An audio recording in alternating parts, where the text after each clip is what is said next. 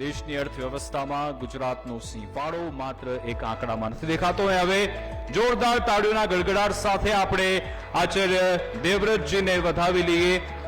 એ ગૌરવની ક્ષણ આપણા માટે આવી ગઈ છે. આપને સૌને વિનંતી કરીશ કે આપના એ સ્થળ પર ઉભા રહીને રાજ્યપાલશ્રીને આવકારીએ. તાળીઓના ગડગડાટ સાથે તાળીઓ ન રોકાવી જોઈએ.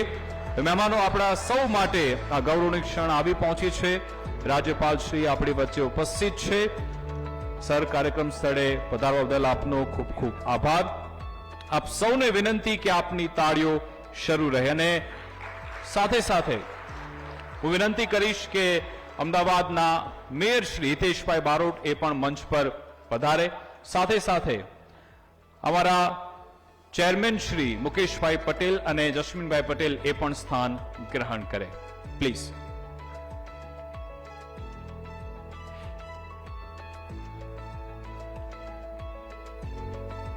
તો રાજ્યપાલ શ્રી આપણી વચ્ચે ઉપસ્થિત છે. Sir, thank you so much અમારી સાથે જોડાવા બદલ. અને હવે આપણે માનનીય આચાર્ય દેવવ્રતજીનું સન્માન કરીશું. હું પહેલા વિનંતી કરીશ સિદ્ધિ ગ્રુપના ચેરમેન શ્રી મુકેશભાઈ પટેલ કે જે રાજ્યપાલ શ્રીનું સન્માન કરે, એમને પાઘડી પહેરાવીને એમને સન્માનિત કરી. જોરદાર તાળીઓના ગડગડાટ સાથે આપણે વધાવી લઈએ.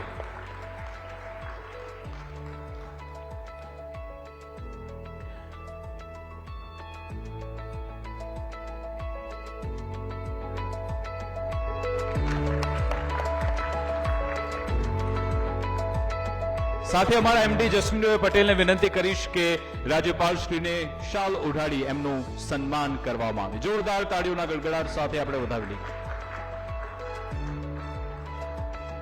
અમારા ચેનલ હેડ ડોક્ટર વિવેક કુમાર ભટ્ટ, એમને પણ વિનંતી કરું કે એક પુસ્તક આપે અને એક મોમેન્ટો આપીને એમનું સન્માન કરવામાં આવે.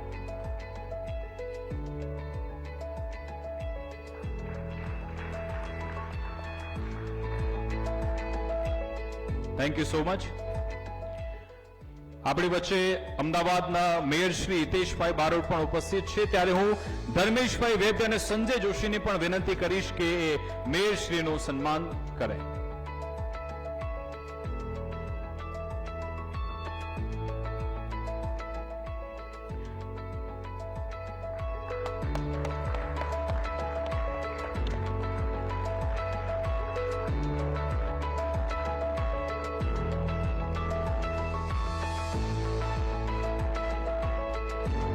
આ સાથે જ સિદ્ધિ ગ્રુપના ચેરમેન એવા મુકેશભાઈ પટેલના સન્માન માટે પણ હું રૂપેશભાઈ સેન અને સૌરીન શાહને પણ વિનંતી કરું સ્ટેજ પર આવે અને મુકેશભાઈ પટેલનું સન્માન કરે.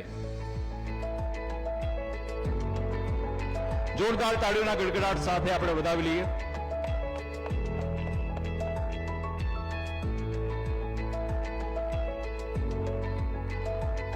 Thank you so much. સાથે સાથે અમારા એમડી શ્રી જસ્મીનભાઈ પટેલ, એમના સ્વાગત માટે પણ હું વિનંતી કરીશ તપસ્વીભાઈ આચાર્ય સ્ટેજ પર આવે અને જસ્મીનભાઈ પટેલનું સન્માન કરે.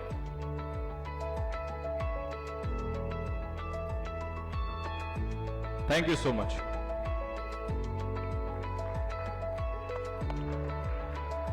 તો હવે કોઈ પણ સંકલ્પ જો એને સાકાર કરવો હોય, જો એ કાર્યક્રમને આપણે જો એક બર્ડ આઈ વ્યૂથી જોઈએ તો એક મજબૂત નેતૃત્વ, એક એવી દ્રષ્ટિની જરૂરિયાત છે અને એક સમર્પિત પ્રયાસ પણ જરૂરી છે. એટલા માટે જ હવે આ સ્વાગત કાર્યક્રમના ઉદ્બોધન માટે હું અમારા ચેનલ હેડ શ્રી ડોક્ટર વિવેક કુમાર ભટ્ટને આમંત્રિત કરું છું. જોરદાર તાળીઓના ગડગડાટ સાથે એમને આવકારીએ. Sir, please.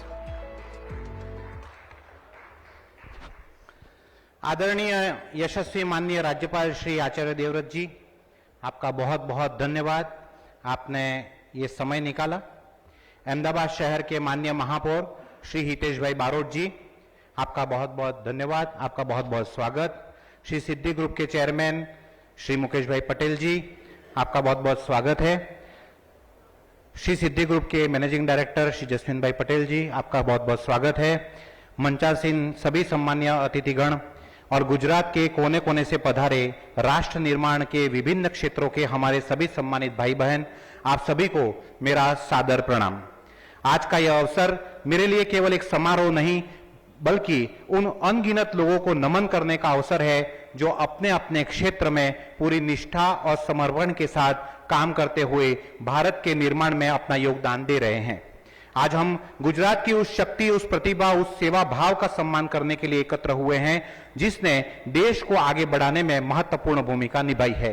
Gujarat first news की ओर से मैं गुजरात के हर जिले, हर शहर, हर गांव और हर क्षेत्र से आए हुए विशिष्ट जनों का हृदय से स्वागत करता हूं।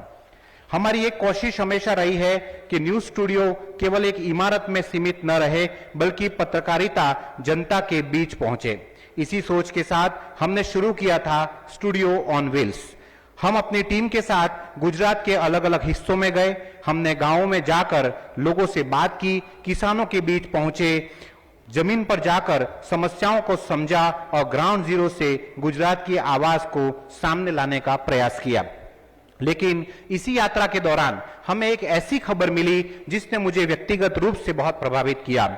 ये खबर थी, हमें पता चला कि हमारे माननीय राज्यपाल श्री आचार्य देवव्रत जी भी गुजरात के दूर दराज के गांवों की यात्रा कर रहे हैं, लेकिन केवल औपचारिक दौरे के लिए नहीं। वे गांवों में जाते हैं, कभी किसी स्कूल में सामान्य और न्यूनतम व्यवस्थाओं के बीच रुकते हैं, अपने पूरे स्टाफ के साथ रहते हैं, गांव का भोजन स्वीकार करते हैं और बिना किसी दिखावे के ग्रामीणों के साथ समय बिताते हैं।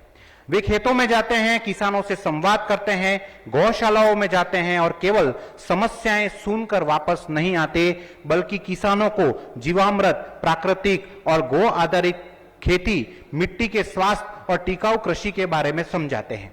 उनका उद्देश्य केवल आज की फसल नहीं है, बल्कि उनकी सोच है मिट्टी बचे, जमीन बचे, किसान की आय बढ़े, खेती टिकाऊ बने और आने वाली पीढ़ियों को भी स्वस्थ धरती मिले। यही वह सोच है जिसने मुझे व्यक्तिगत रूप से बहुत प्रेरित किया है। मैं अक्सर सोचता हूं कि किसी पद की असली गरिमा क्या होती है। क्या वह बड़ा काफिला है, बड़ा प्रोटोकॉल है, क्या वह सुरक्षा और औपचारिकताएं हैं? मेरे लिए आज इसका उत्तर बहुत स्पष्ट है। पद बड़ा नहीं होता, पद पर बैठकर किया गया काम बड़ा होता है। और जब कोई व्यक्ति अपने पद की सुविधाओं से ऊपर उठकर समाज के अंतिम व्यक्ति तक पहुंचता है, खेत तक पहुंचता है, गांव-गांव तक पहुंचता है और लोगों को आत्मनिर्भर बनने का प्रयास करता है, तब नेतृत्व कभी नेतृत्व नहीं रहता, वह एक आंदोलन बन जाता है। मुझे माननीय राज्यपाल जी के जीवन का एक और पक्ष भी अत्यंत प्रेरणादायक लगता है।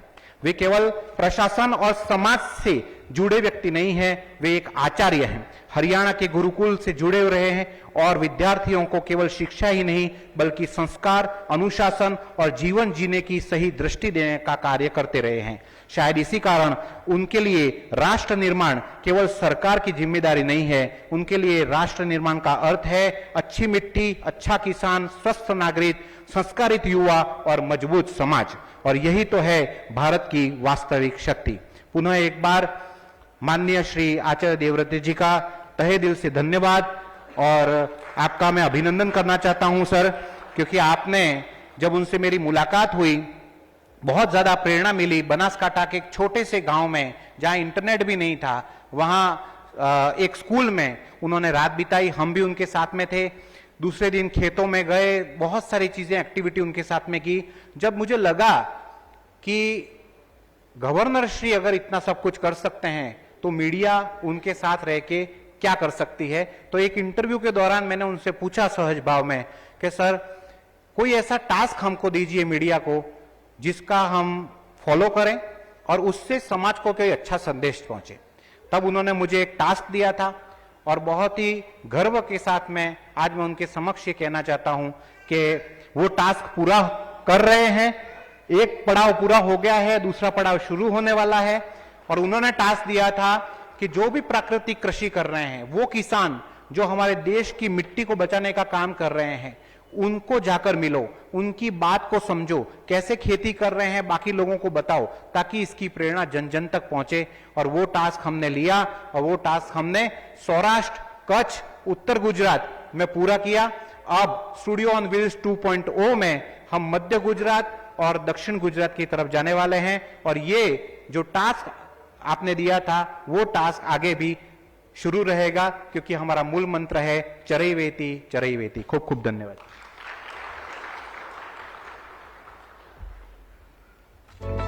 ડોક્ટર વિવેક કુમાર ભટ્ટ, આ પ્રેરણાદાયી અને દિશાદર્શક ઉદ્બોધન બદલ આપનો ખૂબ ખૂબ આભાર. પરંતુ આપણે જે એક મુદ્દો મૂકવામાં આવ્યો કે ભારતની જે કૃષિ પરંપરા છે, પ્રકૃતિ સાથેનો સહજીવન કેન્દ્ર સ્થાને રહ્યો છે, ત્યારે માનનીય રાજ્યપાલ શ્રી આચાર્ય દેવવ્રતજી પ્રાકૃતિક ખેતીના સશક્ત પ્રણેતા તરીકે ખેડૂતોને ઓછા ખર્ચે ઝેરમુક્ત અને ટકાઉ ખેતી તરફ પ્રેરિત કરી રહ્યા છે. ત્યારે એક લઘુ ફિલ્મ પણ આપણે નિહાળીએ કે જે સરે કહ્યું કે ગુજરાત ફર્સ્ટનું જે સ્ટુડિયો ઓન ધ વ્હીલ્સ એ ઉપક્રમ શરૂ થયો ને જ્યાં રાજ્યપાલ શ્રીએ આપણને એક ટાસ્ક આપ્યો હતો, એમાં શું અમે પ્રાપ્ત કર્યું, એક લઘુ ફિલ્મ જોઈએ. જો ધરતી માતા બોલી શકતા હોત તો કદાચ એક જ અરજ કરતા, મને ઝેર નહીં જીવન આપો. આ મૌન પોકારને જો કોઈએ નજીકથી જાણી અને સમજી હોય તથા તેને જન આંદોલન બનાવવાનો સંકલ્પ કર્યો હોય તો તે છે ગુજરાતના માનનીય રાજ્યપાલ શ્રી આચાર્ય દેવવ્રતજી. માટે જ તેઓ સમસ્ત જીવ સૃષ્ટિના કલ્યાણ માટે ચલાવી રહ્યા છે પ્રાકૃતિક ખેતી સંદર્ભે જાગૃતિ અભિયાન. वो भगवान की व्यवस्था है और आपने भेज रहे धरती में जहर, वो जहर आने वाली पीढ़ी को मारेगा नहीं. इस पाप से हमें बचना चाहिए. तुम बोलो. સ્ટુડિયો ઓન વ્હીલ્સની યાત્રા દરમિયાન ગુજરાત ફર્સ્ટના ચેનલ હેડ ડોક્ટર વિવેક કુમાર ભટ્ટે પ્રાકૃતિક ખેતી સંદર્ભે માનનીય રાજ્યપાલ શ્રી સાથે ખાસ સંવાદ કર્યો, જે બાદ એક મહત્વપૂर्ण જવાબદારી તેમણે ગુજરાત ફર્સ્ટને આપી. हमारी इच्छा ऐसा है कि आप मीडिया को भी कोई टास्क दीजिए, हम टास्क लेने के लिए तैयार है, हमें क्या करना चाहिए. आपके लोग वहां खेत में जाए, उनकी सक्सेस स्टोरी उन्हीं से सुने और वो यदि प्रचारित हो तो इससे अन्य लोग देख करके भी सीखेंगे. कम से कम एक सक्सेस स्टोरी रोज हम बताएं, वैसा हम संकल्प आज आपके सामने करें. અને જે સંકલ્પ લીધો તેને પૂર્ણ પણ કર્યો. રાજ્યના 34 જિલ્લામાં પહોંચીને અમદાવાદ હોય કે અમરેલી, પોરબંદર હોય કે પંચમહાલ, સુરત હોય કે સુરેન્દ્રનગર, ગાંધીનગર હોય કે ગીર સોમનાથ, વલસાડ હોય કે વાવ થરાદ, જુનાગઢ હોય કે જામનગર, ખેડા હોય કે કચ્છ, બનાસકાંઠા હોય કે પછી અરવલ્લી, ભરૂચ કે પછી ભાવનગર, તમામ જિલ્લામાં 100થી વધુ સક્સેસ સ્ટોરી પ્રાકૃતિક ખેતી સંદર્ભે ગુજરાત ફર્સ્ટે કરી. અને જે વચન માનનીય રાજ્યપાલને આપ્યું હતું તે નિભાવવાનો પ્રયાસ સ્ટુડિયોમાં બેસીને નહીં બલકે ખેતરમાં જઈને કર્યો. અમે પહોંચી ચૂક્યા છે બનાસકાંઠાના એક ખેડૂતના ઘરે. તમે પ્રાકૃતિક કૃષિ કરો છો કઈ રીતે? પ્રાકૃતિક કૃષિમાં ખાસ તો એ જ છે કે ઝેરી જે રસાયણ છે કે એ વાપરતા નથી. જૂની ખાટી છાશ 4-6 મહિનાથી પડેલી હોય એવી ને એની સાથે ગૌમૂત્ર મિક્સ કરી એ બી અડધો લીટર જ એક પંપમાં એ પ્રમાણે અમે છાંટીએ. હવે આમાં એકે વસ્તુનો ખર્ચો નથી થતો અને લગભગ 4 વર્ષથી અમે એ જ વાપરીએ. તમે જેમ કે એક પ્રગતિશીલ ખેડૂત છો, બાકી ખેડૂતોને અત્યારે સાયન્સ ખૂબ વધી ગઈ છે, એગ્રીકલ્ચર સાયન્સ, એનો ઉપયોગ કરીએ તો સારી આવક મળી શકે. હાલમાં સરકારનો નિયમ છે ભાઈ કે ઓર્ગેનિક ખેતી કરવી, કેમિકલ ખાતર વાપરવું નહીં. એને કરવાથી આપણને શરીરને શારીરિક રીતે બીમારી ન થાય, કેન્સર ન થાય. એટલે સરકારની પહેલ સારી છે. ખેતીવાડીમાં તમે જેટલો અંદર ઊંડા ઉતરો ને એટલું તમે સારું કમાઈ શકો. આ યાત્રા દરમિયાન અમે જાણ્યું કે ગુજરાતમાં 10 લાખથી વધુ ખેડૂતો હવે પ્રાકૃતિક ખેતી સાથે જોડાઈ ગયા છે. ઓછા ખર્ચે વધુ નફો મેળવી પર્યાવરણનું પણ જતન બીજી તરફ કરી રહ્યા છે. અંતે વાત પ્રાકૃતિક ખેતીના ફાયદાની જો કરીએ તો આ પ્રકારની ખેતીના કારણે જમીનની ફળદ્રુપતા વધે છે, સાથે જ પાણીની બચત થાય છે, ખેતીનો ખર્ચ નોંધપાત્ર રીતે ઘટે છે અને પૌષ્ટિક પાકનું ઉત્પાદન થાય છે. તેથી ગ્રાહકોના સ્વાસ્થ્યનું પણ રક્ષણ થાય છે. આ પદ્ધતિના કારણે દેશી ગાય આધારિત ખેતીને પ્રોત્સાહન મળે છે. આમ લાંબા ગાળે ખેડૂતોની આવકમાં વધારો પણ થાય છે. વધુમાં જમીન, પાણી અને હવાનું પ્રદૂષણ પણ ઘટે છે તથા કુદરત સાથે સુમેળભરી ખેતી શક્ય બને છે. ત્યારે આવો પ્રાકૃતિક ખેતી અપનાવીએ, ધરતીને જીવન આપીએ અને આવનારી પેઢીને સ્વસ્થ ભવિષ્ય. જય જવાન, જય કિસાન, જય જય ગરવી ગુજરાત। તો આ ફિલ્મ માત્ર એક માહિતી નથી, પરંતુ ખેતી, ખેડૂત, જમીન કે પછી આપની આવનારી પેઢી આપણી એના આરોગ્ય માટેનો એક સંદેશ આપે છે। અને હવે એક ક્ષણ જેને આપણે સૌ કોઈ આતુરતાથી રાહ જોઈ રહ્યા છીએ, પ્રાકૃતિક ખેતી, શિક્ષણ, રાષ્ટ્ર સેવા અને સામાજિક જવાબદારીના ક્ષેત્રે સતત પ્રેરણા આપનાર એવા ગુજરાતના માનનીય રાજ્યપાલ આચાર્ય દેવવ્રતજી, આપને વિનંતી કરું છું કે આપ માર્ગદર્શન આપો અને બે શબ્દો આ સમારોહ માટે કહો। જોરદાર તાળીઓના ગડગડાટ સાથે આપણે તેમનું સ્વાગત કરીએ।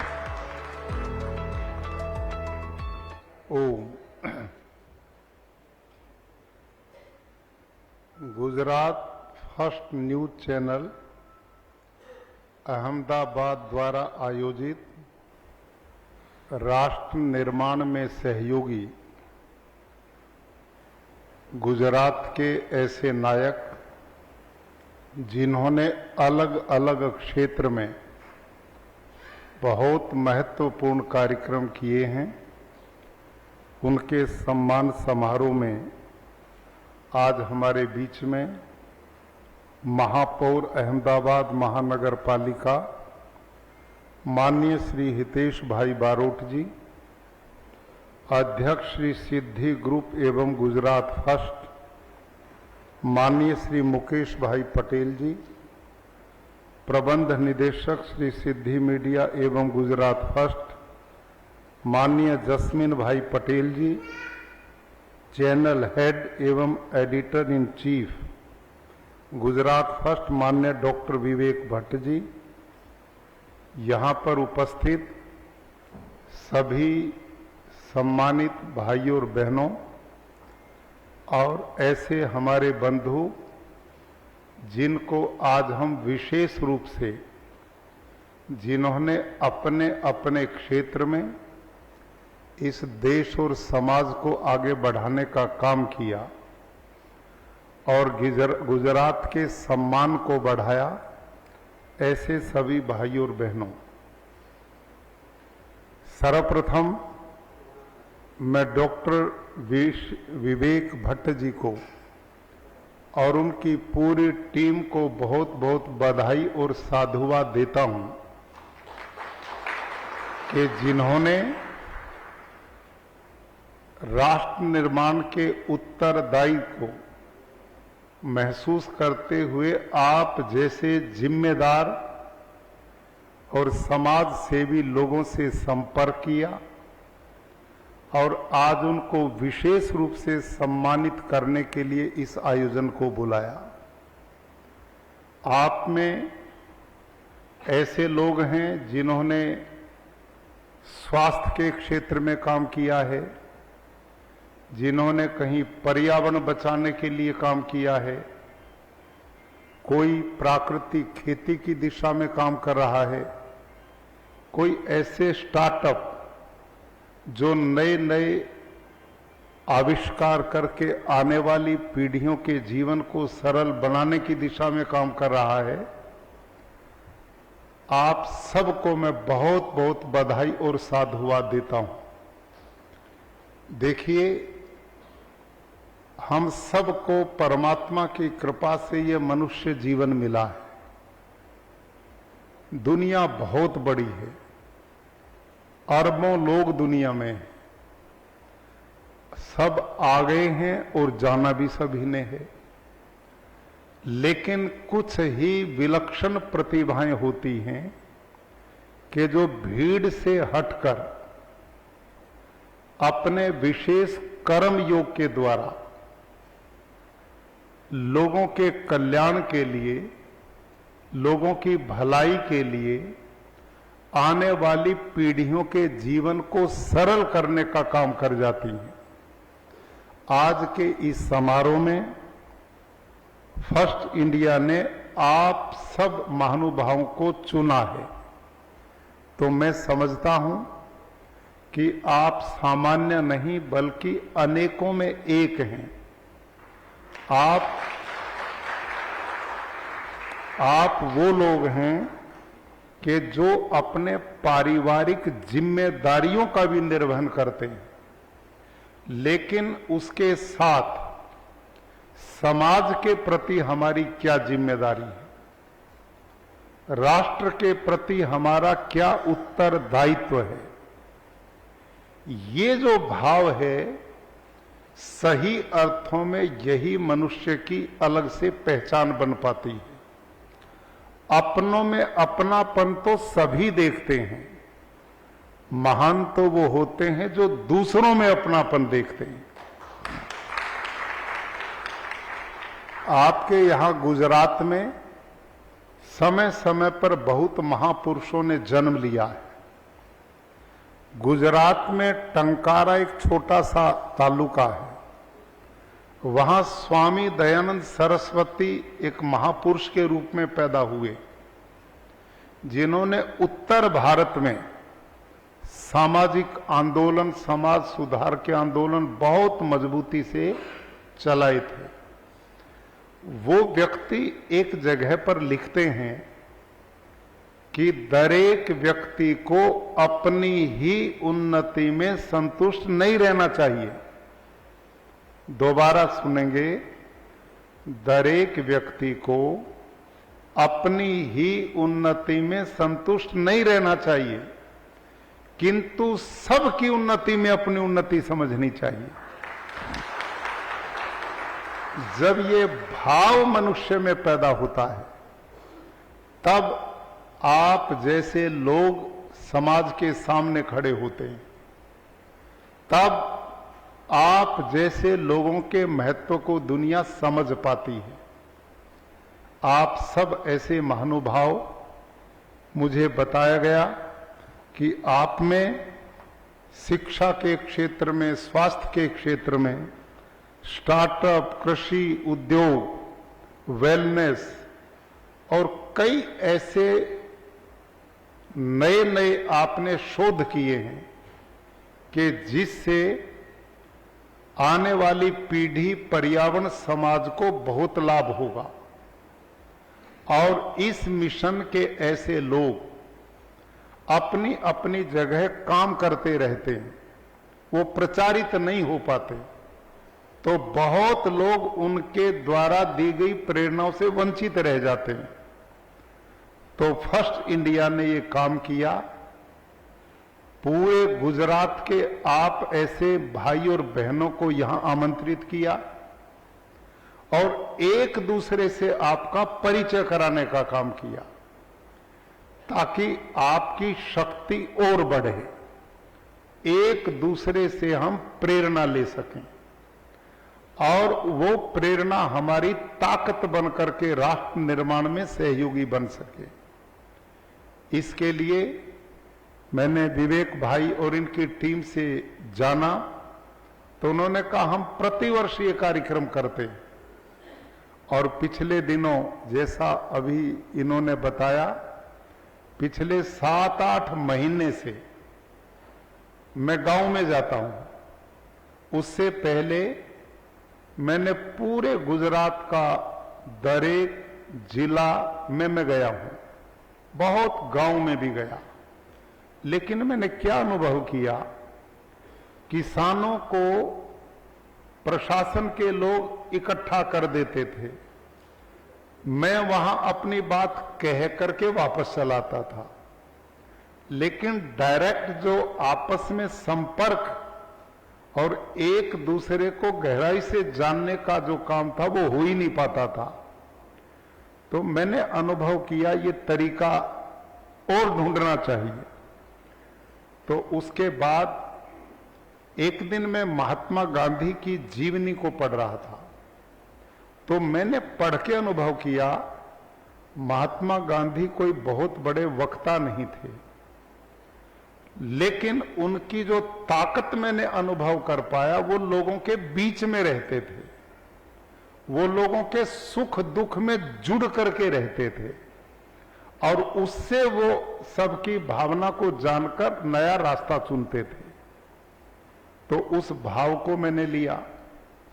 फिर उस समय जब भारत के वर्तमान माननीय प्रधानमंत्री श्रीमान नरेंद्र मोदी जी गुजरात में जब वो मुख्यमंत्री थे, तो उस समय उन्होंने एक नियम बनाया था कि एक रात गांव में लोगों के बीच में बिताने का, वो भी मैंने थोड़ा जाना और उसके बाद एक निर्णय लिया कि अब इस रास्ते को चुनेंगे जिससे लोगों के बीच में सीधा संपर्क हो सके। और वो तरीका ये बना कि मैं अब गांव में जाता हूं, वहां पूरा दिन जिस गांव को चयन करते हैं, दरेक तालुका में 268 तालुका हैं गुजरात में, अब मैं दरेक तालुका में जा रहा हूं। तो जिस तालुका का जो गांव हम चुनते हैं, तो हमारी प्रदेश सरकार सेवा सेतु के नाम से कार्यक्रम चलाती है, जिसमें ग्रामीण और लोगों की सुख के लिए अनेक योजनाएं चलती हैं। उन योजनाओं को बेचारा गांव के बहुत लोगों को पता ही नहीं है। कुछ ऐसे कम पढ़े लिखे लोग जो उन सुविधाओं को ले ही नहीं पाते। तो हमने पहला काम किया, जिस गांव में मैं जाता हूं उसमें पूरे दिन सेवा सेतु का कार्यक्रम हम चलाते हैं। सरकार के 22-24 जो डिपार्टमेंट हैं, उनके सब लोग वहां बैठते हैं। कोई लोगों के स्वास्थ्य की जांच करता है, कोई पशुओं के स्वास्थ्य की जांच करता है, कोई रेवेन्यू डिपार्टमेंट का है, कोई किसी का आधार कार्ड की समस्या है, किसी के राशन कार्ड की समस्या है, किसी को लाइसेंस बनवाना है, कोई भी किसी तरह की प्रॉब्लम है तो बिना पैसे सीधे वहां बैठकर लोगों का रास्ता बन जाता है। अड़ोस पड़ोस के लोग भी गांव के प्रेरित होते हैं, उनकी समझ में आता है कि सरकार ने हमारे लिए क्या योजना चलाई जिनका हम लाभ उठा सकते हैं। और दिन भर जो पूरा कार्यक्रम सेवा सेतु का है, कितने लोग उसमें आए, किस किस ने क्या लाभ उठाया। रात को जब मैं लोगों से संवाद करता हूं, पूरे गांव के लोग आते हैं, मैं खाटला पे बैठता हूं, पूरे महिला पुरुष बच्चे पूरा ही गांव आ जाता, पड़ोसी गांव के भी लोग आ जाते हैं, हजारों लोग हो जाते हैं कई बार।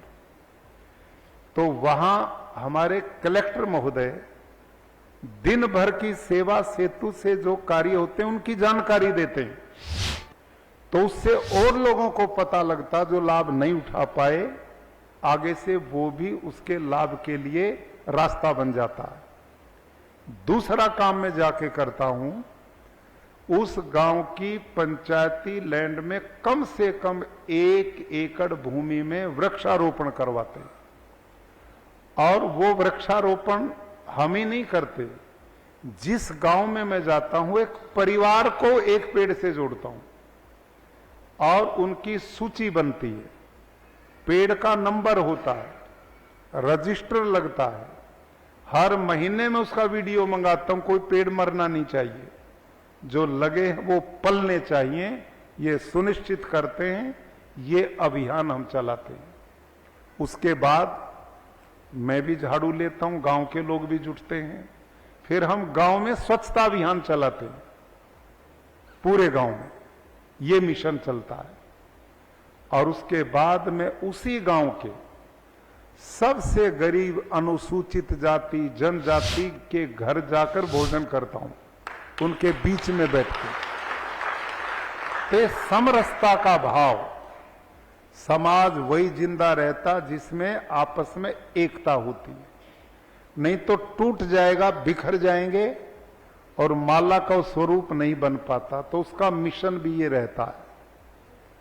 और उसके बाद मैं पूरे गांव के साथ संवाद करता हूं, बच्चों की शिक्षा पे, उनके स्वास्थ्य पे, संस्कारों पे, और नेचुरल फार्मिंग और पशुपालन, उसकी ब्रीड उन्नत कैसे हो, पर्यावरण कैसे बचे, इन बिंदुओं पर मैं लोगों को सचेत करता हूं और प्रश्नोत्तर भी होते हैं। और उसके बाद मैं उसी गांव के सरकारी स्कूल में रात को सोता हूं, वहीं मैं रात को विश्राम करता हूं, किसी के घर नहीं जाता, सरकारी स्कूल में रहता हूं। और सवेरे उठ के 5:45 बजे, उठना तो थोड़ा और पहले हो जाता है, 5:45 बजे हमारी योग की क्लास शुरू होती है। उसी स्कूल में पढ़ने वाले बच्चे बच्चियां, स्कूल टीचर, गांव के लोग 1 घंटा हम वो क्लास चलाते हैं। स्वास्थ्य का भी मिशन पूरा हो गया, पर्यावरण का भी पूरा हो गया, समरसता का भी पूरा हुआ, लोगों से भी जनसंवाद हुआ। और उसके बाद में फिर प्राकृतिक खेती जो उस गांव का व्यक्ति करता है, अब सौभाग्य से गुजरात में जो मेहनत हुई, इस समय 9 लाख किसान विधिवत हमारे पोर्टल पर हैं जो प्राकृतिक खेती करना शुरू कर चुके हैं। तो कोई गांव नहीं बचा।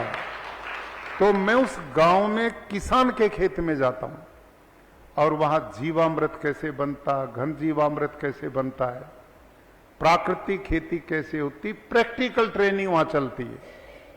वहां देखा अपने गाय का मैं दूध भी निकालता हूं, बैल होते तो हल भी चला लेता हूं।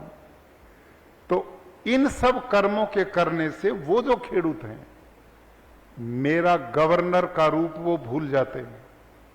वो एक किसान के रूप में देख के खुल के मेरे से बातचीत करते हैं।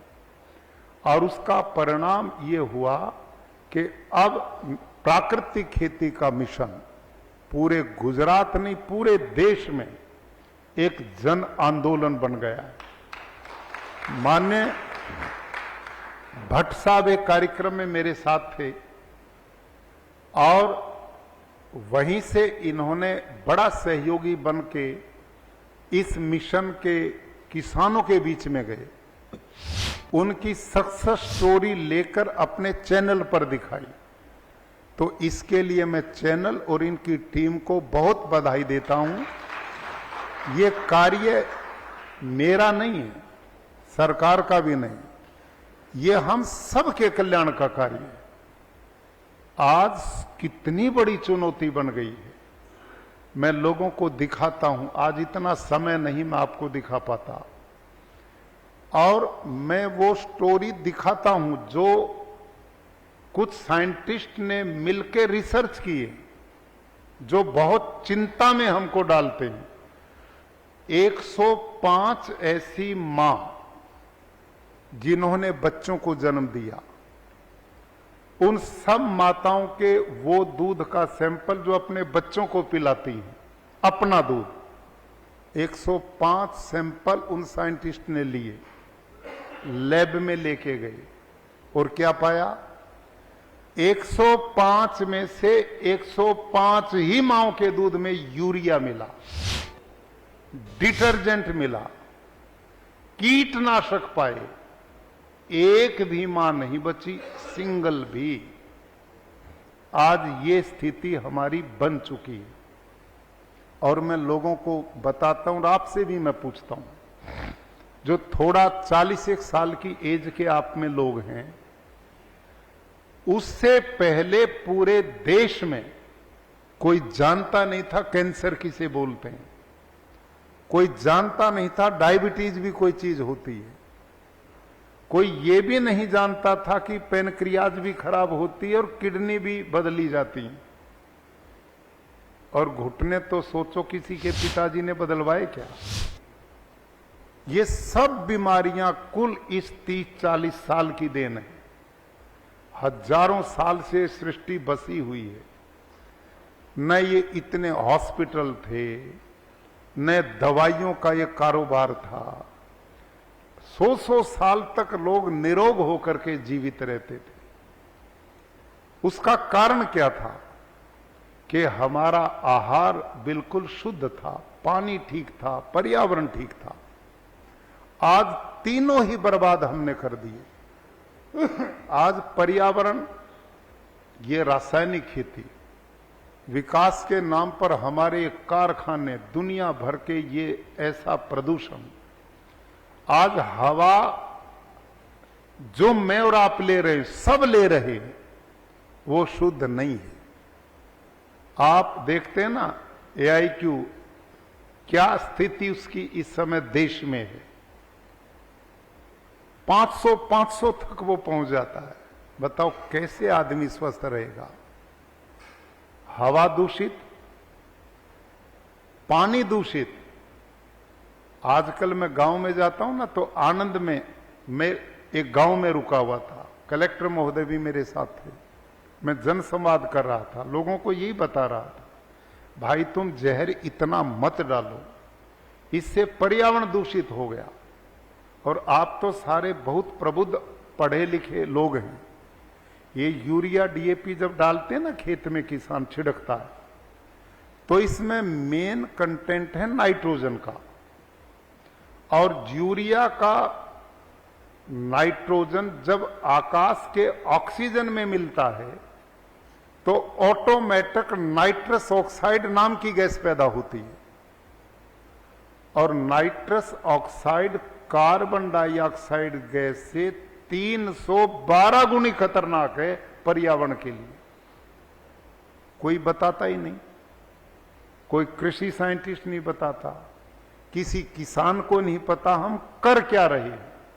अब सोचो आप, करोड़ों टन यूरिया डीएपी खेतों में पड़ता है देश में, उससे कितना नाइट्रस ऑक्साइड पैदा होकर आने वाली हमारी पीढ़ियों में श्वास के द्वारा जहर हमारे शरीर में जा रहा, कोई सोचता ही नहीं। दूसरा नंबर, 40% के लगभग पौधा लेता है, जो तने से जाकर फल में जाता है, सब्जी भाजी में जाता है, अनाजों में जाता है, वो जहर कीटनाशक के रूप में, यूरिया डीएपी के जहरों के रूप में इनमें जाके जितने भी हम जो खा रहे हैं सब में स्लो पॉइजन आहार में जा रहा है। ये दूसरा। तीसरा, जब खेत में पानी किसान देता और ये जहर डालता है तो वो पानी के साथ मिलकर भूमिगत पानी में मिलकर नाइट्रेट पैदा कर रहा है,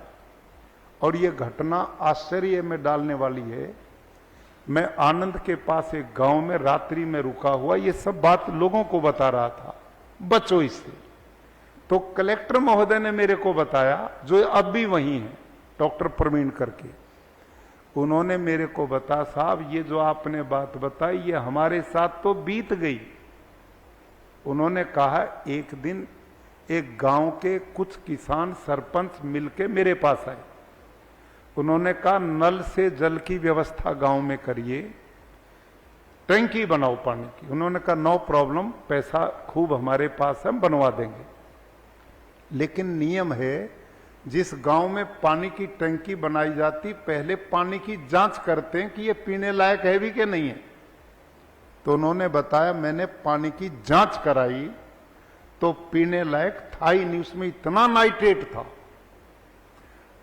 तो गांव के लोग फिर आए कि जी हमारा काम, उन्होंने कहा आपके गांव में टैंकी नहीं बन सकती, हम एक काम करेंगे, पड़ोसी गांव में टैंकी बनाएंगे, पाइपलाइन से आपको भी पानी मिल जाएगा, उनको भी, आपके गांव का पानी पीने लायक नहीं है, नाइट्रेट है उसमें। उन्होंने कहा जी कोई बात नहीं, वहां से आ जाए, पानी आना चाहिए। साहब, कलेक्टर साहब ने जिस गांव की सोची थी ना उसमें टैंकी बनाएंगे, उसका जांच कराई, उसमें पहले से भी ज्यादा नाइट्रेट मिला। और फिर चलते रहे, कितने गांव में गए, 20 गांव में गए, 20 गांव में एक का भी पानी पीने लायक नहीं मिला, कोई टैंकी नहीं बनी, जाके आप पूछिए। यह हाल है। आज सारी धरती जहरीली बन गई। अब ये पानी की बोतलें जो हम लिए फिरते हैं, 30 साल पहले किसी के हाथ में थी, कहीं भी पानी पीते थे। तो कितनी प्रोग्रेस हम कर रहे हैं, देखो कितनी प्रोग्रेस। अस्पताल, खुशी है, इतने हमने कैंसर के हॉस्पिटल बना दिए, इतने हार्ट के बना दिए, इतने किडनी के बना दिए। अरे बना तो दिए, इसका हल भी निकला, कोई बीमारियां बंद हुई या बढ़ रही हैं, ये भी तो सोचना चाहिए ना। छोटे छोटे बच्चे, 5 साल के बच्चे को डायबिटीज है, कैंसर है, हार्ट अटैक हो रहे हैं, इतने छोटे बच्चों पे क्या कहां चले गए हम।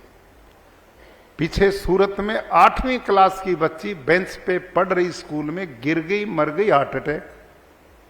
स्कूल में बच्चा सीढ़ियों पे चल रहा, गिर गया, पड़ गया, हार्ट अटैक। ग्राउंड में बच्चा खेलता हुआ गिर पड़ा, मर गया, हार्ट अटैक। ये सुना था आपने कभी?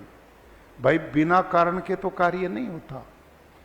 इनमें बिजली आएगी तो लाइट जलेगी, बिजली नहीं होगी तो कैसे जलेगी? बादल होंगे तो बारिश होगी, बिना बादल के कैसे बारिश होगी? तो ये बीमारी जब थी नहीं तो कहां से आ गई? कारण तो होगा, और उसका कारण यही है आज जो हम खा पी रहे हैं, जिस वातावरण में सब स्लो पॉइजन जाकर ऑर्गेन वीक कर रहा है और समय आ पर बिना आयु के लोग मर रहे हैं। इसका समाधान केवल एक ही है कि हम लोग सचेत हों, और आप जैसे जिम्मेदार लोग जो आज अपने अपने क्षेत्र में काम करते हैं, आप ही वो लोग हैं जो बाकी जनता का नेतृत्व करके इन सब चीजों से लोगों को सचेत करके दिशा दे सकते हैं। इस मिशन में गुजरात फर्स्ट ने एक बड़ी अहम भूमिका निभाई। बाकी चैनल और हमारे समाचार पत्र लोगों को अवेयर करें तो एक बहुत बड़ा काम हो सकता है। कितना बड़ा परिवर्तन आएगा। देखे कोने पे किसान बैठे हैं आपके बीच में, हरीश भाई ठक्कर, दर्शन दो एक बार, यहीं आके मिले, यहीं पहचाने मैंने। ये भुज के पास आशापुरा फार्म करके इनका खेत है, और ये छोटे किसान नहीं है, 400 एकड़ के किसान है, बहुत बड़े किसान है। और ये खेती कौन सी करते हैं? केवल फ्रूट और वेजिटेबल ओनली, जिनमें सबसे ज्यादा जहर पड़ता है, ये वो खेती करते हैं। मैं जब आया यहां गवर्नर बन के तो 6 महीने के बाद इनके खेत में गया तो इनके ट्रक उतर रहे थे, पेस्टिसाइड, यूरिया, डीएपी, इधर कमर पे पिट्ठू लदे स्प्रे चल रहे थे, खेत में बदबू चारों तरफ। तो मैंने मिले, इनके लोगों से मिला, प्यार से मैंने बात की, भाई ये जहर क्यों डालते हो? साहब इसके बिना काम नहीं चलेगा, खेती नहीं होगी। तो मैंने इनसे काफी देर बातचीत करने पे कहा कि आप सारी मत छोड़ो, थोड़े में करके देख लो। तो ये मान गई, भले आदमी हैं, बहुत सज्जन हैं, और इन्होंने उस थोड़े में प्राकृतिक खेती जो तरीका हम बताते हैं वो किया। और आज आपको जान के गर्व होगा और इस व्यक्ति पे फक्र होता है कि जिसने एक सही रास्ते को चुनने में देर नहीं की, आज ये बिल्कुल उस जहर वाली खेती को छोड़कर प्राकृतिक खेती में आ गए। और इनके खेत में अळसिया ढूंढने भी नहीं मिलता था, सूक्ष्म जीवाणु का तो मतलब ही नहीं था। आज ये छाती तान के बोलते हैं मेरे खेत में हाथ लगाओ, अळसिया हाथ में आया, इतना अळसिया पैदा हो गया। इनका जो फ्रूट ये बांग्लादेश तक भेजते हैं, इधर मुंबई हरियाणा तक इनका फ्रूट जाता, दिल्ली तक, वेजिटेबल भी जाती ट्रकों में। पहले जो रासायनिक खेती से करते थे उसकी लाइफ बड़ी थोड़ी थी, जल्दी सड़ता था क्योंकि उसमें जहर इतना था। अब इनके सब फलों की लाइफ जो बढ़ गई है, मिठास बढ़ गया है। इनसे कुछ चीजें तो मैं यहां से लेके मैंने हरियाणा में अपने खेत में जाके लगाई, ड्रैगन फ्रूट, कमलम, इनसे मैं लेके गया।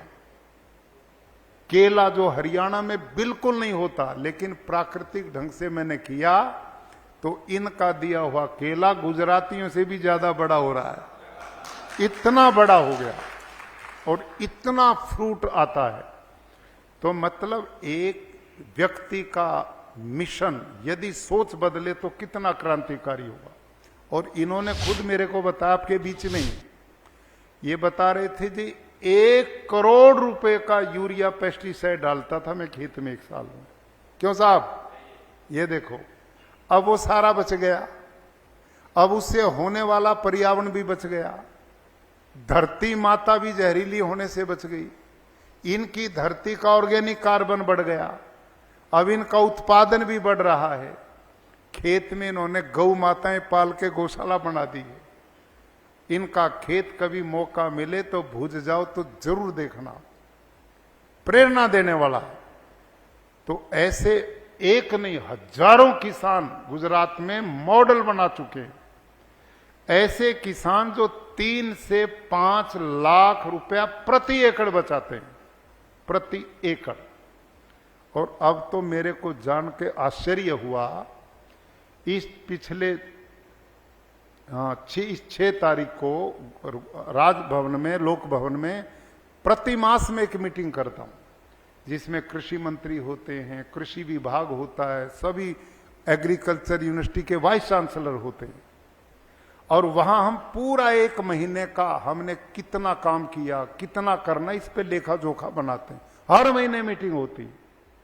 उस मीटिंग में अब की बार शंकर भाई चौधरी गुजरात के विधानसभा के अध्यक्ष भी मैंने आमंत्रित किए। और उनकी कहानी क्या थी, बिल्कुल ऐसा ही मामला था जो हरीश भाई का था। मैं जब आया तो मैं उनके खेत में गया, रात को मैं खेत में ही सोया जंगल में, और मैंने उनको तैयार किया, आप ये जहर वाली खेती छोड़ो। वो सारे खेत में वही यूरिया, डीएपी, जंतुनाशक वही था। वो भी कहने लगे जी होगा कुछ नहीं, नुकसान हो जाएगा। मैं कहा नहीं, नुकसान मेरे खाते में डालना, फायदा अपने में आप करना शुरू करो। उन्होंने भी थोड़े हिस्से में शुरू किया, परिणाम इतना संतोषजनक हुआ, आप आश्चर्य करोगे। हरीश भाई, उनसे आप भी मिलना, ये प्रेरणा लेना। इस 6 तारीख को उन्होंने बताया 20-22 एकड़ उनका खजूर का खेत है, उसमें कितने उन्होंने 2.5 करोड़ का खजूर बेचा। इस साल 2.5 करोड़ रुपए का खजूर, सोचिए आप। वो कह रहे मैंने कभी कल्पना ही नहीं की थी इतना हो जाएगा। ये प्राकृतिक खेती का कमाल है। दुष्प्रचार लोग करते हैं, इससे उत्पादन घटेगा, इससे भूखे मर जाएगा देश। साइंटिस्ट ने भी यो काम शुरू किया, यहां सारा देश का हाल श्रीलंका हो जाएगा। अरे श्रीलंका में तो लोगों को उनके भरोसे छोड़ दिया था, और वहां जैविक खेती का प्रचार किया। जैविक खेती ये नहीं है, मैं जिस खेती की बात करता हूं ये ऑर्गेनिक फार्मिंग नहीं है। जैविक खेती में उत्पादन नहीं मिलता, उसमें मेहनत भी कम नहीं होती, खर्चा भी कम नहीं होता। वो मैंने की है, वो कुछ नहीं है। ये नेचुरल फार्मिंग उससे बिल्कुल अलग है, वो आपका विषय भी नहीं है। मैं ज्यादा इस पे समय न लेते हुए इतना ही आग्रह करूंगा, जो यहां इस कार्यक्रम में बंधु भाई आए हैं, अलग अलग क्षेत्र में जो काम कर रहे हैं, आपको मैं बधाई देता हूं। लेकिन ये एक ऐसा क्षेत्र है कृषि का कि जो हर व्यक्ति से जुड़ा हुआ है, हर प्राणी से जुड़ा हुआ है। आज तो पशुओं में भी कैंसर हो रहा है, पशुओं में भी हार्ट अटैक हो रहे हैं। जब जीवन ही नहीं होगा तो ये कोठी बंगले किस काम आएंगे, ये लग्जरी कारें किस काम की हैं। हम सब के रिश्ते तब तक हैं जब तक हम जिंदा हैं, जीवित हैं। जब हम ही नहीं तो उसी दिन रिश्ते खत्म हैं। असली सुख तो निरोगी काया है, इसके द्वारा ही सब कुछ संभव होगा। और इसका तरीका, पर्यावरण बचना चाहिए, प्रकृति बचनी चाहिए। और इसमें सरल तरीका है इस जहर वाली खेती से मुक्ति।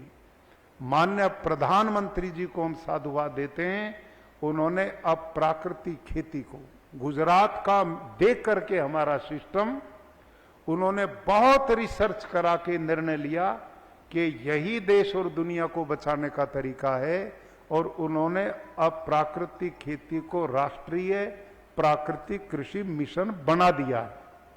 ये बहुत खुशी की बात है। और वो स्वयं हम सबको बहुत प्रेरित करते हैं। और इस समय गुजरात सरकार, मुख्यमंत्री, कृषि मंत्री सब पूरे मनोयोग से लगे हुए हैं। आपसे एक ही निवेदन, जो शहरों से भाई बंधु, अब सरकार ने दरेक तालुका में, दरेक महानगर पालिका और बड़े शहर में 4-4, 5-5 ऐसे हाट बना दिए हैं जिसमें किसानों का प्राकृतिक सामान आ रहा है। आप वहीं से खरीदें और अपने बच्चों को वही खिलाओ ताकि बीमारियों से बचें। आप जब डिमांड करेंगे तो सप्लाई होगी, तो किसान भी आगे बढ़ेगा, आपका स्वास्थ्य भी बचेगा, पर्यावरण, धरती, पानी, गौ माता सब बचेगी। तो आज का ये कार्यक्रम बहुत ही आदर्श एक कार्यक्रम है। मैं गुजरात फर्स्ट न्यूज चैनल और हमारे बीच में मुकेश भाई पटेल, जस्मीन भाई पटेल, विवेक भट्ट जी ने जो आज का आयोजन किया, हमारे बारोट साहब हमारे बीच में आए, आप सब बंधु आए, मैं पुनः आप सबके प्रति भगवान से कामना करता हूं, आप जैसे यशस्वी व्यक्ति स्वस्थ हों, निरोग हों, दीर्घजीवी हों, ताकि आने वाली पीढ़ियों के लिए राष्ट्र निर्माण में अपना योगदान बराबर करते रहें। बहुत बहुत धन्यवाद। Thank you.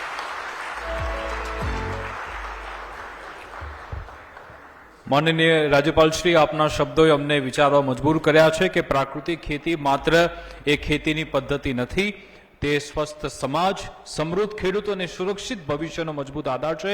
અમને વિશ્વાસ છે કે સર આપનું જે માર્ગદર્શન છે અહીંયા ઉપસ્થિત સૌ કોઈ એના માત્ર ન માત્ર પ્રેરણા પરંતુ પ્રાકૃતિક ખેતીના આ સંકલ્પને જન આંદોલન બનાવવાની નવી ઉર્જા પણ આપશે. ફરી એકવાર ખૂબ ખૂબ આભાર આપના માર્ગદર્શન બદલ. જોરદાર તાળીઓના ગડગડાટ સાથે આપણે રાજ્યપાલશ્રીને વધાવી લઈએ. અને હવે એક ક્ષણ આવી ગઈ છે કે જે પ્રતિભાઓ, જે સંસ્થાઓ, એવા મહાનુભાવો કે જેમણે રાષ્ટ્ર નિર્માણમાં સહભાગી થયા છે અને જે ગુજરાતથી છે, રાજ્યપાલશ્રી આપની અનુમતિથી એ તમામ પ્રતિભાઓને વન બાય વન હું સ્ટેજ પર બોલાવીશ અને એમને આપણે સન્માનિત કરીશું આપના માધ્યમથી. તો હું સ્ટેજ પર બોલાવવા માંગુ છું જેજી યુનિવર્સિટીના પ્રોવોસ્ટ ડોક્ટર અચ્યુત દાનીજી. આપ પ્લીઝ સ્ટેજ પર આવો અને આપનું સન્માન રાજ્યપાલશ્રીના હસ્તે મેળવો.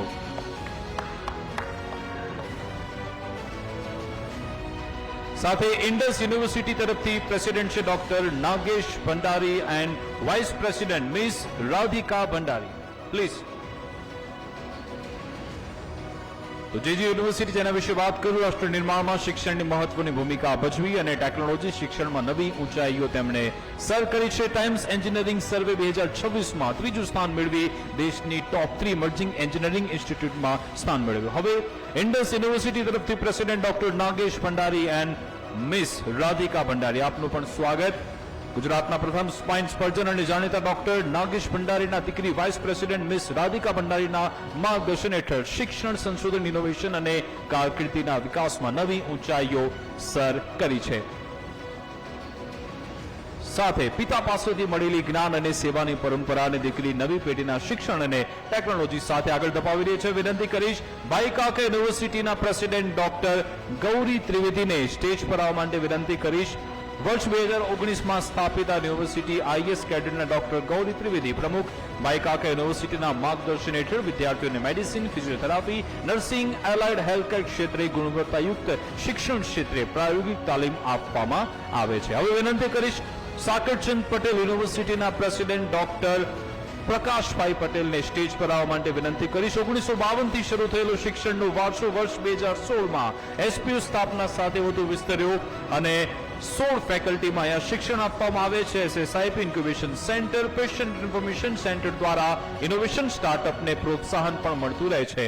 હવે વિનંતી કરીશ Ankur salt managing director mister Ashok પારીખને કે જે સ્ટેજ પર આવે. વર્ષ 1993થી ગુણવત્તા અને વિશ્વસનીયતાને કેન્દ્રમાં રાખી અંકુર કેમ્પ ફૂડ લિમિટેડ સતત આગળ વધી રહી છે. સાથે જ વિનંતી કરીશ Earth super speciality hospital and ICU managing director doctor Hemant પટેલને સ્ટેજ પર આવે અને સન્માન પ્રાપ્ત કરે. અમદાવાદની અર્થ સુપર સ્પેશિયાલિટી હોસ્પિટલ પોતાની આગવી ઓળખ બનાવી રહી છે અને 24 કલાક ઇમરજન્સી ક્રિટિકલ કેર સાથે આધુનિક આઈસીયુ સુવિધા અહીંયા ઉપલબ્ધ છે. અનેક એવા ક્ષેત્રોના નિષ્ણાંત પણ અહીંયા સારવાર માટે આવે છે. હવે વિનંતી કરીશ Ashapura agriculture farm owner mister Haresh Murarji ઠક્કરને કે જેઓ સ્ટેજ પર આવે અને બહુમાન પ્રાપ્ત કરે. ભુજ તાલુકાના રેલડી ગામની કે જ્યાં ખેડૂતોને આશાપુર એગ્રીકલ્ચરના ઓનર હરેશભાઈ ઠક્કરે પ્રાકૃતિક ગૌ આધારિત ખેતી સાથે કચ્છમાં કૃષિ ક્ષેત્રે અનોખો પ્રયત્ન હાથ ધર્યો છે. એમના પરિવારના લોકો પણ અહીંયા ઉપસ્થિત છે. કચ્છની ધરતી પર સ્ટ્રોબેરીની સફળ ખેતી શક્ય છે. તેમણે પ્રયાસ કર્યો. રેતીની ધરતી પર નવી આશાના બીજ તેમણે વાવ્યા છે. હવે વિનંતી કરી શ્રી ભવાની ઇન્ફ્રા ડેવલપમેન્ટના managing director mister Upendrasinh D ચાવડાને સ્ટેજ પર આવે અને બહુમાન પ્રાપ્ત કરે. બાલના સાવજ ઉપેન્દ્રસિંહ ચાવડાની સફળ પ્રેરણાદાયી છે. રિયલ એસ્ટેટ ક્ષેત્રે આગવી ઓળખ બનાવી શ્રી ભવાની ઇન્ફ્રા એન્ડ ડેવલપમેન્ટના એમડી તરીકે લોકોના ઘરનું સ્વપ્ન સાકાર તેમણે કર્યું. હવે વિનંતી કરીશ Deendayal port authority chairman Sushil Kumar સિંહને કે જે બહુમાન પ્રાપ્ત કરે. સ્ટેજ પર આવવા માટે એમને વિનંતી કરું છું. દીનદયાલ પોર્ટ ઓથોરિટી રાષ્ટ્ર નિર્માણમાં મહત્વપૂર્ણ સહભાગી રહ્યું છે. ચેરમેન શ્રી સુશીલ કુમાર સિંહના નેતૃત્વમાં કચ્છના અખાત પર વ્યૂહાત્મક સ્થાન ધરાવે છે કે જેણે 2025-26માં 160.11 MMT કાર્ગો હેન્ડલિંગ કર્યું છે. હવે વિનંતી કરીશ Gwalior seeds managing director mister Deepak N Sharma stage પર આવે અને બહુમાન પ્રાપ્ત કરે. Gwalior seeds chairman managing director Deepak Nandkumar શર્માએ પિતા નંદકિશોર અને ભાઈ જય શર્મા સાથે 250 ચોરસ ફૂટની દુકાનથી સફળ શરૂ કરી અને હવે આંતરરાષ્ટ્રીય સ્તરે પણ બહુમાન પ્રાપ્ત કર્યું છે. હવે વિનંતી કરીશ Hariom engineers managing director mister Kalpesh Hadiyal stage પર આવે અને બહુમાન પ્રાપ્ત કરે. જામનગરના ઉદ્યોગ સાહસિક કલ્પેશ હડિયલ હરિઓમ એન્જિનિયર્સના મેનેજિંગ ડાયરેક્ટર તરીકે સિવિલ એન્જિનિયરથી સફળ ઉદ્યોગિક સાહસિક તરીકે લેન્ડ ડેવલપમેન્ટની તેમણે સફર ખેડી છે. ખૂબ ખૂબ શુભેચ્છાઓ. હવે વિનંતી કરીશું army infotech managing director mister Ridhish પટેલને. જો કે એમના તરફથી ભાવનાબેન પટેલ અને બિંદિયા શાહ એમના તરફથી બહુમાન સ્વીકારવાના છે. એમને વિનંતી કરીશ ભાવનાબેન અને બિંદિયા શાહ જે એમના તરફથી બહુમાન સ્વીકારશે. રિતિશભાઈ પટેલના નેતૃત્વ હેઠળ આ કંપની અનેક એવા પ્રોજેક્ટ હાથ ધરે છે અને સફળતાપૂર્વક અમલમાં મૂકી રહી છે. હવે વિનંતી કરી Jay Vikas steel corporation private limited director mister Pankaj Mahipal stage પર આવે અને બહુમાન પ્રાપ્ત કરે. ભારતમાં 10 કરતા વધારે શાખા તેમને પ્રાપ્ત છે. બિઝનેસ નેટવર્ક તેમણે ઊભું કર્યું છે અને ઔદ્યોગિક સાહસિક શક્તિ જોવા મળી. હવે કેપેપ investment management LLP managing director Shri mister Pranav પંડ્યાને વિનંતી કરીશ કે સ્ટેજ પર આવે. CMD પ્રણવ પંડ્યા પાસે ઉદ્યોગ સાહસિકતા, બિઝનેસ સ્ટ્રેટેજી, રોકાણ ક્ષેત્રે 30 વર્ષનો બહોળો અનુભવ છે. આર્થિક વિકાસની સાથે પર્યાવરણ સુરક્ષા, સસ્ટેનેબલ લાઇફસ્ટાઇલને પણ તેઓ પ્રોત્સાહન આપે છે. અને વિનંતી કરીશ ખેતી બેંકના ચેરમેન મિસ્ટર ડોલર કોટેચા કે જે સ્ટેજ પર આગળ આવે અને એમનું બહુમાન તેઓ પ્રાપ્ત કરે. મિસ્ટર પ્રણવ પંડ્યા કે જેમણે પારદર્શિતા, નવીનતા અને સામાજિક જવાબદારી સાથે કેપેપ રાષ્ટ્ર નિર્માણમાં પોતાની ભૂમિકા ભજવી છે. હવે શ્રી ડોલર કોટેચા 6 સપ્ટેમ્બર 2021ના રોજ ખેતી બેંકના ચેરમેન તરીકે ચૂંટાયા. તેમના નેતૃત્વમાં બેંકને વધુ ખેડૂતલક્ષી બનાવવાના પ્રયત્નો હાથ ધરાઈ રહ્યા છે. હવે વિનંતી કરીશ કે જ્વેલ્સ તરફથી ડિરેક્ટર મિસ્ટર સિદ્ધાર્થ શેઠિયા. વર્ષ 2005માં શરૂ થયેલા સફર આજે 20 વર્ષમાં ગુજરાતની અગ્રણી જ્વેલરી બ્રાન્ડ સુધી પહોંચી છે. અમદાવાદમાં 7 પ્રીમિયમ જ્વેલરી શોરૂમ સાથે શ્રેષ્ઠ કારીગરી, નવી ડિઝાઇન માટે તે જાણીતી છે. હવે વિનંતી કરીશ Netralaya super speciality eye hospital director doctor Parth રાણાને વિનંતી કરી સ્ટેજ પર આવે અને બહુમાન પ્રાપ્ત કરે. Netralaya super speciality eye hospital retina and ocular trauma surgeon doctor Parth Rana retina અને આંખની ગંભીર ઈજાઓની સર્જરીના નિષ્ણાંત છે. નેત્રાલયમાં એક જ છત હેઠળ આંખોની વિવિધ સાથે ગુજરાતમાં સૌપ્રથમ 3D સર્જિકલ ટેકનોલોજી સુવિધા ઉપલબ્ધ છે. હવે વિનંતી કરીશ આર ચૌધરી અને associate CA firms director CA RD Chaudhary સાહેબ. એમની પણ પ્રેરણાદાયી કહાની છે. રાજસ્થાનના જાલોરથી અમદાવાદ સુધીની આ સફર તેમણે એક સમય અભ્યાસ પણ છોડ્યો, પરંતુ 4 વર્ષ બાદ ફરી શિક્ષણ શરૂ કરી CA બનવાનો પડકાર સ્વીકાર્યો અને 34 વર્ષથી વધુનો એમનો અનુભવ. Savani heritage conservation private limited managing director mister Ram સવાનીને હું વિનંતી કરીશ કે એ સ્ટેજ પર આવે. ભારતના વારસાના સંરક્ષણ માટે તેઓ સમર્પિત છે. 22 રાજ્યો કેન્દ્ર શાસિત પ્રદેશોમાં 400થી વધુ સ્મારકોના રિસ્ટોરેશનમાં તેમની મહત્વની ભૂમિકા છે.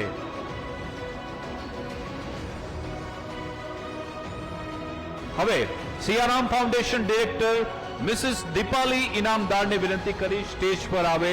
સિયારામ ફાઉન્ડેશન ડાયરેક્ટર દીપાલી ઇનામદારના માર્ગદર્શન હેઠળ વર્ષ 2020થી જરૂરિયાતમંદ બાળકોને મહિલા ઓબલજીવો માટે વિવિધ સેવાકીય કાર્યો કરવામાં આવી રહ્યા છે.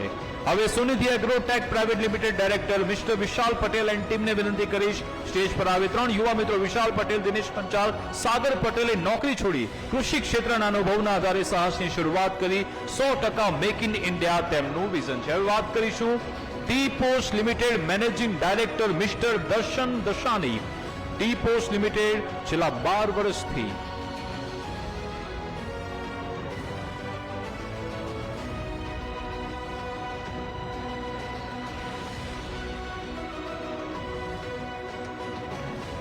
ઓકે ટી પોસ્ટ લિમિટેડના મેનેજિંગ ડાયરેક્ટર મિસ્ટર દર્શન દશાનીને હું વિનંતી કરીશ તેમના નેતૃત્વમાં 250 થી વધુ આઉટલેટ્સ સાથે દેશના 60 થી વધુ શહેરો 4 રાજ્યોમાં મજબૂત હાજરી ધરાવે છે.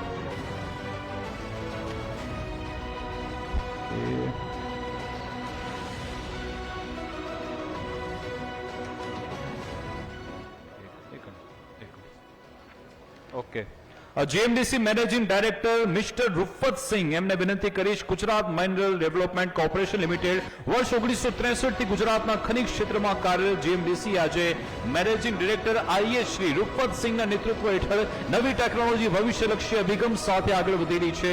લિગ્નાઇટ ક્ષેત્રે દેશની અગ્રણી કંપની તરીકે જીએમડીસીનું આગવું સ્થાન છે. સાથે બોક્સાઇટ, ફ્લોસ્ફર અને લાઇમસ્ટોન જેવા ખનિજ ક્ષેત્રોમાં પણ કામગીરી કરવામાં આવી રહી છે.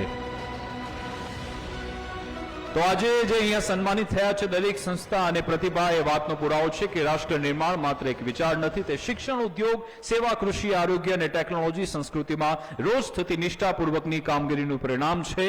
સન્માન માત્ર સિદ્ધિનો ઉત્સવ નથી, તે નવી જવાબદારીનો આરંભ પણ છે. ગુજરાતના વિકાસ, પ્રાકૃતિક ખેતી, સામૂહિક સંકલ્પ લેવા માટે હવે હું ગુજરાત ફર્સ્ટના ચેનલ હેડ ડોક્ટર વિવેક કુમાર ભટ્ટને આમંત્રિત કરું છું. સૌને વિનંતી કરું છું કે કૃપા કરી પોતાની જગ્યાએ ઉભા થાઓ, જમણો હાથ આગળ રાખી ડોક્ટર ભટ્ટ સાથે એક પ્રતિજ્ઞાનું પુનરોચ્ચાર કરે. Over to you sir. આપ સૌને વિનંતી છે કે આપ આપના પોતાના સ્થળ ઉપર ઊભા થઈને એક સંકલ્પ આપણે લેવાનો છે. હું જે સંકલ્પ લઉં છું એ સંકલ્પ આપ આપણા મનમાં રાખજો.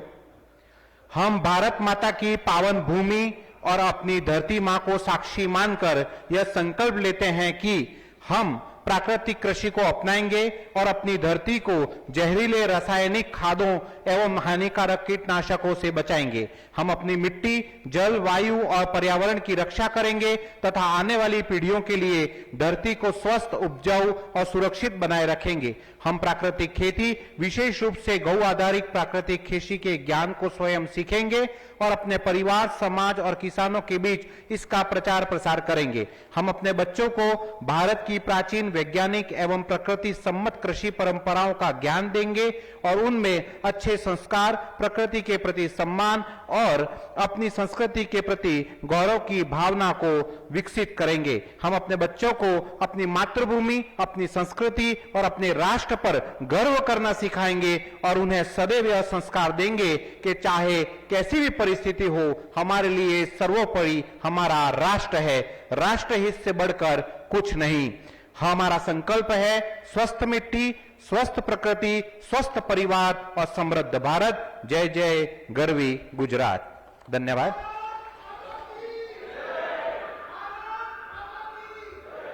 ડોક્ટર વિવેક કુમાર ભટ્ટ, આપનો ખૂબ ખૂબ આભાર. માનનીય રાજ્યપાલ આચાર્ય દેવવ્રતજી, તમામ મહાનુભાવો, એવોર્ડ વિજેતા અને સહયોગી સંસ્થા ઉપસ્થિત સૌનો ખૂબ ખૂબ આભાર ગુજરાત ફર્સ્ટ પરિવાર તરફથી. હવે આ કાર્યક્રમના પૂર્ણાહુતિ તરફ જઈએ છીએ ત્યારે હવે આપણે રાષ્ટ્રગાન સાથે આ સમારોહની પૂર્ણાહુતિ કરીએ છીએ. તો સૌ કોઈને વિનંતી છે કે આપ આપના સ્થાને ત્યાં ઉભા રહો અને આપણે રાષ્ટ્રગાન સાથે આ કાર્યક્રમની પૂર્ણાહુતિ કરીએ.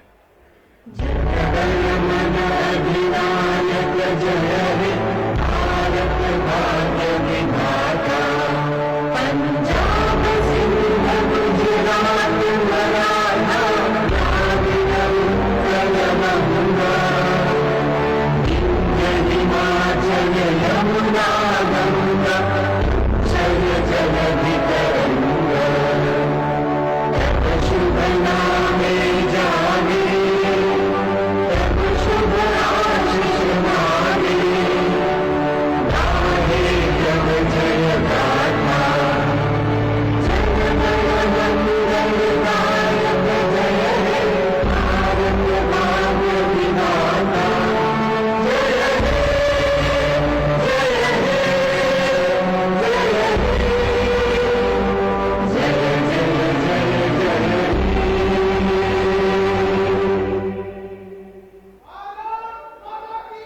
જય.